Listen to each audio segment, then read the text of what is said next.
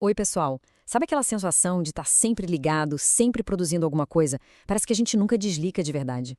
Fica a pergunta: será que a gente está perdendo algo essencial no meio dessa correria? Bom, nesta análise, a gente vai mergulhar no que a ciência e a tecnologia mais recente estão descobrindo sobre essa arte de descansar e, quem sabe, como a gente pode resgatar isso. E para começar, vamos direto ao ponto com uma pergunta que meio que desafia toda a nossa cultura de produtividade. Tempo de inatividade. É tempo perdido? Olha, num mundo que praticamente idolatra estar ocupado o tempo todo, a ideia de não fazer nada pode até soar como um fracasso. Mas, como a gente vai ver, a neurociência tem uma resposta bem surpreendente para isso. O centro do problema é um fenômeno que as fontes chamam de erosão do tempo de inatividade. É uma coisa sutil, sabe? Mas que afeta todo mundo. Aquelas fronteiras que antes separavam bem o trabalho, o lazer e o descanso, elas estão ficando cada vez mais borradas. E o principal culpado? A tecnologia que a gente carrega no bolso. Então, o ponto-chave é este aqui. Não se trata de uma falha pessoal, de não saber gerenciar o próprio tempo. É uma tendência muito maior, é sistêmica. A tecnologia que, em tese, deveria libertar a gente, muitas vezes acaba nos prendendo num estado de alerta constante. E isso vai, aos pouquinhos, corroendo aqueles momentos que o nosso cérebro precisa desesperadamente para se recuperar. E essa citação da pesquisa resume perfeitamente o porquê. Descansar não é luxo, gente, é uma necessidade biológica. É o que permite que a nossa mente continue funcionando em alto nível, de forma sustentável e ajuda a gente a manter o equilíbrio emocional. É pensar em sustentabilidade não só para o planeta, mas para a nossa própria mente. Faz todo sentido, né? Agora, vamos entender o mecanismo que o nosso cérebro já tem para lidar com tudo isso. É uma coisa chamada rede de modo padrão. Pensa nela como se fosse a solução que já vem de fábrica no nosso cérebro contra o esgotamento. O nosso cérebro basicamente tem esses dois modos principais de operação. De um lado, tem a rede orientada para tarefas. Imagina a equipe principal do escritório, totalmente focada, trabalhando sem parar. É o modo mãos à obra do cérebro. Já do outro lado, tem a rede de modo padrão. Essa aí é a equipe dos bastidores, a turma da manutenção e da criação, que entra em cena quando tudo se acalma para organizar as coisas, consertar o que precisa e até planejar o futuro. Uma não funciona direito sem a outra. E olha só o que essa equipe dos bastidores faz. Não é que o cérebro desliga, pelo contrário, é um trabalho super ativo. Enquanto a gente acha que está só sonhando acordado, o cérebro está lá, consolidando o que a gente aprendeu, buscando soluções criativas para problemas, processando emoções e, o mais importante, se protegendo do burnout.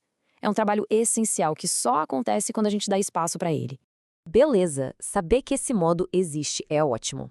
Mas a grande pergunta é: como a gente sabe quando precisa ativar ele? Medir o estresse de forma objetiva sempre foi um baita desafio. E é exatamente aí que a tecnologia moderna entra em campo, prometendo tornar o invisível visível. Antigamente, para medir o estresse, a gente dependia de questionários. A pessoa ia lá, respondia um monte de perguntas sobre como estava se sentindo. O problema é totalmente subjetivo. Às vezes a gente nem percebe o quão estressado está ou acaba subestimando. E claro, não é um monitoramento em tempo real. Hoje, a abordagem é completamente diferente. Com smartwatches e outros dispositivos vestíveis, o objetivo virou ter um monitoramento contínuo e objetivo. Essa tecnologia consegue captar os sinais escondidos do nosso corpo 24 horas por dia, 7 dias por semana, sem que a gente precise parar para preencher formulário nenhum.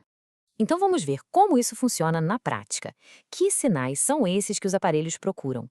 Bom, eles rastreiam o que os cientistas chamam de biomarcadores. Olha só, este gráfico mostra os biomarcadores fisiológicos mais estudados. 60% dos estudos analisam a temperatura da pele. Por quê? Porque quando a gente está sob estresse, o corpo desvia o sangue das extremidades e isso pode esfriar a pele. 50% analisam a variabilidade da frequência cardíaca, a tal da VFC. Uma VFC alta geralmente é um bom sinal, significa que o corpo está relaxado. Já uma VFC baixa pode indicar que o sistema de luta ou fuga está ligado. E 40% medem a atividade eletrodérmica, que, trocando em miúdos, são as pequenas mudanças no suor, um sinal clássico de nervosismo. Juntos, todos esses sinais contam a história do nosso estresse. Mas a fronteira da pesquisa está indo ainda mais fundo. Além de rastrear como o corpo reage fisicamente, a nova geração de sensores quer medir a química do estresse literalmente. E o alvo principal aqui é o cortisol, ele é o hormônio número 1 do estresse.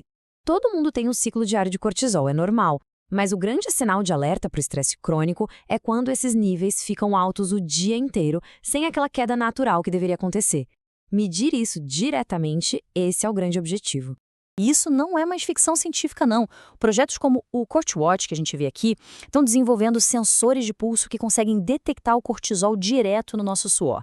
Imagina só, ter uma medição química do estresse sem agulha, de forma contínua. É algo que há poucos anos era impensável. Ok, então a gente coleta todos esses dados fisiológicos e químicos. E aí, o que se faz com eles?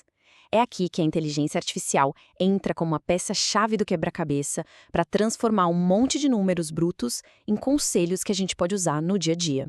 Como a gente vê neste gráfico, a imensa maioria dos estudos depende de inteligência artificial. A maior parte usa o aprendizado de máquina ou machine learning, que é ótimo para achar padrões. E uma outra parte usa a aprendizagem profunda, o deep learning, que é um tipo de IA ainda mais complexo. Essa tecnologia é super necessária porque os padrões de estresse são diferentes para cada pessoa. A IA ajuda a encontrar o sinal no meio de todo o ruído. Esse slide aqui resume o processo todo em 3 passos bem simples. Primeiro, a coleta de dados pelos sensores. Depois, os algoritmos de IA entram em ação para processar esses sinais e encontrar os padrões. E, por fim, o sistema traduz essa análise toda em uma informação prática, tipo um alerta. Ei, seu nível de estresse está subindo, que tal fazer uma pausa? Isso tudo nos leva à reflexão final. É um paradoxo, né? A mesma tecnologia que ajudou a acabar com o nosso tempo de inatividade, agora oferece as ferramentas para a gente recuperá-lo. A grande questão que fica no ar é: esse monitoramento constante vai se tornar uma ajuda de verdade para o nosso bem-estar? Ou vai ser só mais uma métrica para a gente se preocupar, mais um dado para otimizar na vida? Fica aí a reflexão.